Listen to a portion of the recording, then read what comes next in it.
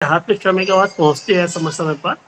और हमने देखा है कि उसमें ब्रांच डिवीजन लेवल की एक्टिविटीज के अलावा एक आर्टिकल्स इस तरह के हमेशा रहे हैं जो आपकी सोच को एक दिशा देते हैं। और इसको ही हम इस बार से अगली बार के जब भी इस तरह के वीडियो हमारे बनाए जाएंगे तो उनमें हम कोशिश करेंगे जानने की कि क्या क्या रहता है। तो इस बार अब हमारा जो वास्तविक सवाल है जिसके इर्द गिर्द आने वाले समय पे कई सारी बातचीतें होंगी हमारी, तो वो सवाल है कि इस बार का जो जी श्रमिक जी जी। आवाज है उसमें आप लोगों ने क्या क्या शामिल किया है, कौन सी महत्वपूर्ण गतिविधियां हैं, कौन सा ऐसा विचार है जिसको आप इस बार हम सबके लिए भेज रहे हैं, उसके बारे में जरा प्लीज बताएं।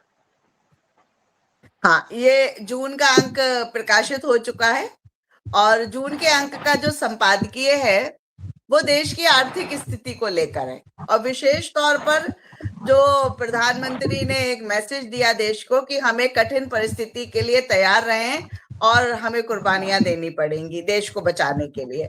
तो इस बार का जो संपादकीय है इसी विषय पर है कि सरकार ये चाहती है कि ये मान लिया जाए कि जो वर्तमान आर्थिक संकट है ये इस युद्ध के कारण पैदा हो गया है और हम इमोशनल होकर इस स्टेटमेंट से जुड़ जाएं। लेकिन जबकि ये सच बात नहीं है। रुपया हमारा इस युद्ध को शुरू होने से पहले ही 90 रुपए प्रति डॉलर पे पहुंच चुका था। जो चाइना के साथ हमारा व्यापार घाटा था वो लंबे समय से 100 अरब डॉलर के आसपास साल का चल रहा है। इसके अलावा जो 28 फरवरी को युद्ध शुरू हुआ उस युद्ध की आहट तो बहुत समय से मीडिया में आ रही थी। जहां सारे देश युद्ध के परिस्थितियों की तैयारी कर रहे थे, हमारे यहाँ बंगाल विजय अभियान की तैयारी हो रही थी। हमारे देश की सरकार चुनाव में लगी हुई थी। तब लाखों करोड़ों रुपए चुनाव में फूंक दिए गए, कितना डीजल पेट्रोल हेलीकॉप्टरों गाड़ियों के उसमें जला दिया गया। उस समय पे कुछ नहीं था, सारे भाषण ऐसे थे कि भारत पर युद्ध का कोई असर नहीं पड़ेगा, बहुत रिजर्व है। लेकिन जैसे ही युद्ध का रिजल्ट आया ये बताया गया भाई भारत तो बहुत खराब स्थिति में है, अब आपको सेक्रीफाइस करना है। और तन्मय जी, मजे की बात यह है कि जिस दौरान ये सारी क्राइसिस पैदा हो रही थी उस दौरान भी 52,000 करोड़ रुपए से ज्यादा का तेल जो हमने दूसरे देशों से खरीदा था हमने और दूसरे देशों को बेच दिया, जिस समय पर यहाँ पे कमी हो रही है। और हमारे यहाँ हर जगह पर डीजल पेट्रोल 100 के पार चला गया। मगर वो ही देश, कितनी विडंबना है ये कि हम नेपाल, बांग्लादेश, श्रीलंका, भूटान इनको सस्ता तेल दे रहे हैं और अपने देश की जनता को हम महंगा तेल बेच रहे हैं। तो ये सारी क्राइसिस हमारे बीच में लाई जा रही है। गैस सिलेंडर की क्राइसिस कितनी बड़ी हो गई है कि जो कमर्शियल सिलेंडर है 3,000 को पार कर गया है, जो डोमेस्टिक सिलेंडर है वो भी 900 पार कर गया है। जो छोटा सिलेंडर 5 लीटर का सिलेंडर एक्चुअली जो प्रवासी मजदूर है या बच्चे हैं दूसरी जगह पे पढ़ रहे हैं या छोटी छोटी नौकरियां कर रहे हैं उनका तो वही सहारा है। उसकी कीमतें हजारों हजारों रुपए में बढ़ गई और लोगों को गैस नहीं मिल पा रही है। तो ये सारी क्राइसिस हमारे बीच में लाई जा रही है। कहा जा रहा है तेल महंगा हो गया युद्ध के कारण, अभी भी 100 डॉलर प्रति बैरल के आसपास है। लेकिन जब 37, 40, 35 था तब यहाँ तेल कौन सा सस्ता था। तो तब जो आपने प्रॉफिट्स कमाए थे, चाहे वो कंपनियों ने कमाए या सरकार ने टैक्सेस कमाए, तो अगर ये क्राइसिस का टाइम है तो आप उस आमदनी को निकालिए ना, बाहर रखिए। आप देश के 90% लोग जो मुश्किल से 15,000 रुपए महीना कमा रहे हैं आप उनसे सेक्रीफाइस मांग रहे हैं। जो 2014 में जब ये सरकार बनी थी इस देश के अंदर मुश्किल से 55 अरबपति थे, आज के तारीख में लगभग 230 अरबपति हैं। उन अरबपतियों से मांगिए कुर्बानी, अगर कुर्बानी मांगनी है तो। जिन कॉर्पोरेट का आपने 16 लाख करोड़ रुपए का कर्जे माफ करे हैं उनसे कुर्बानी मांगिए। जिनके लाखों करोड़ों रुपए आपने टैक्सेस के माफ करे उनसे कुर्बानी मांगिए। एक एक रुपए में सैकड़ों सैकड़ों बीघा जमीनें आपने, हजारों बीघा जमीनें डोनेट करी है, उनसे कुर्बानी मांगिए। खुद पार्टियों के पास में करोड़ों करोड़ों रुपए हैं और भारतीय जनता पार्टी के पास तो सबसे ज्यादा चंदा है, तो अपने चंदे में से थोड़ी कुर्बानी करिए। अंबानी अडानी को आपने देश के सारे संसाधन उनके सुपुर्द कर दिए हैं, उनसे कुर्बानी मांग लीजिए। और पीएम केयर फंड बना था एक, जिसका आज तक कोई हिसाब नहीं दिया गया। हम तो कहते हैं उस पीएम केयर फंड को आप कुर्बानी फंड का नाम दे दीजिए, उसमें से कुर्बानी दे दीजिए। तो जो कुर्बानी अभी भी सरकार ने, कल परसों की बात है, 10,000 करोड़ रुपए की राहत एविएशन कंपनीज को दी है ना। तो एविएशन कंपनीज को आप जो ये राहत दे रहे हैं, जो ये राहत आती कहां से इनके पास? जो तमाम आदमी देश के अंदर टैक्सेस दे रहा है, चाहे वो डायरेक्ट टैक्स है या इनडायरेक्ट टैक्सेस है, जीएसटी के रूप में, उनमें से भी राहत आप टाटा को दे रहे हो, आप इंडिगो के मालिकों को राहत दे रहे हो। तो ये हमारा आक्रोश है। दूसरा एक सवाल इस एडिटोरियल में ये भी है कि जिस समय हमसे कहा गया कि आप विदेश मत जाओ, सोना मत खरीदो, तेल मत खाओ, तेल मत जलाओ, तेल मत चलाओ, पूल बनाओ, मतलब हर तरह से डॉलर बचाओ, डॉलर बचाओ। जिस समय हमसे डॉलर बचाने को कहा जा रहा है, उस समय पे अमेरिका का एक मिनिस्टर आकर यहाँ कह रहा है कि भारत की कंपनियां अमेरिका में $20 बिलियन का निवेश करने जा रही हैं, करेंगी।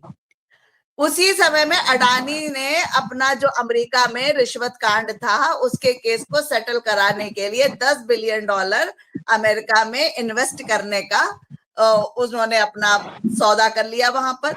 तो $30 बिलियन की तो ये इतनी सी बात है। तो हमसे कहा जा रहा डॉलर बचाओ, और यहाँ का डॉलर बिलियंस ऑफ डॉलर आप अमेरिका ले जाने की बात करें। अगर बिलियंस ऑफ डॉलर अमेरिका चला जाएगा तो यहाँ एम्प्लॉयमेंट कैसे जनरेट होगा, यहाँ की चीजें कैसे चलेंगी? तो ये सारा सवाल हमने इस बार के अंक में रखा है। और सरकार ये चाहती है, ये सोचती है कि ये सारी परिस्थितियां लोग ऐसे ही बैठे बैठे आराम से बर्दाश्त कर लेंगे। जब आए थे तो उन्होंने कहा था अच्छे दिन आएंगे, अभी वो खुद कहने लग गए कि बहुत खराब दिन आने वाले हैं।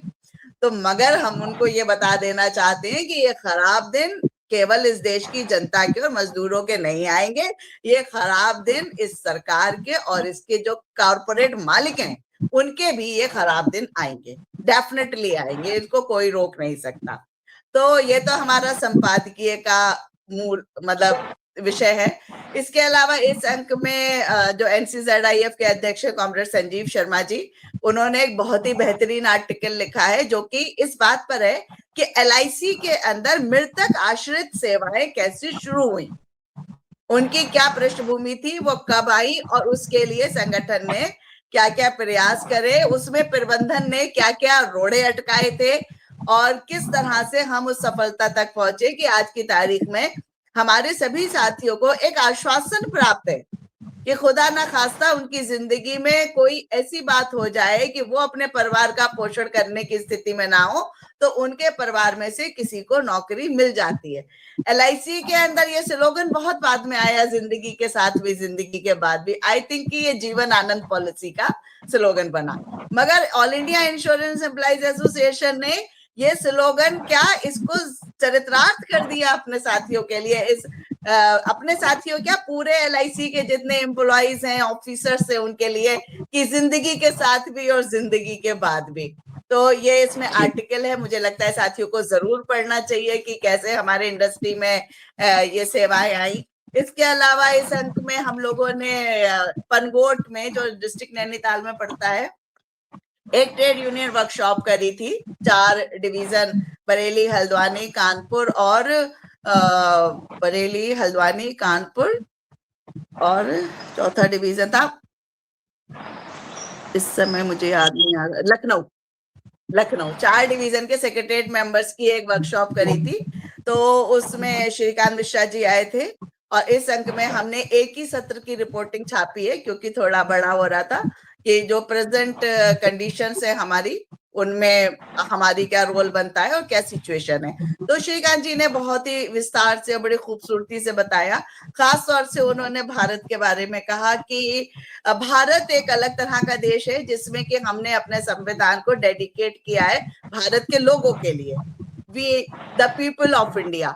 जबकि जो दूसरी जगह की राजनीति थी या दूसरी जगह की चीजें थी, जैसे यूरोपीय राजनीति का उन्होंने उदाहरण दिया कि वो राजनीति हमेशा से मिनॉरिटी के खिलाफ मेजॉरिटी को भड़काकर चलाई जाने वाली एक राजनीति रही है। हर जगह पर अल्पसंख्यकों को टारगेट बनाकर उस पॉलिटिक्स को किया गया। लेकिन हमारा देश, हमारी संस्कृति एक बहुआयामी और बहुसंस्कृति और बहुभाषाई संस्कृति रही है, जिसकी की हिफाजत हमारे संविधान ने बहुत खूबसूरती से की है। इसलिए हमें अपने कॉन्स्टिट्यूशन को समझना बेहद जरूरी है। और इस समय पर जो वर्तमान स्थिति है, इस कॉन्स्टिट्यूशन पर बहुत हमला है, जनतांत्रिक अधिकारों पर बहुत हमला है, कहीं भी ट्रेड यूनियन एक्टिविटीज के ऊपर बहुत हमला है। और इन सारे हमलों से हमें बहुत सावधान सजग रहते हुए अपने संघर्ष से पीछे नहीं हटना है, इसे जारी रखना है।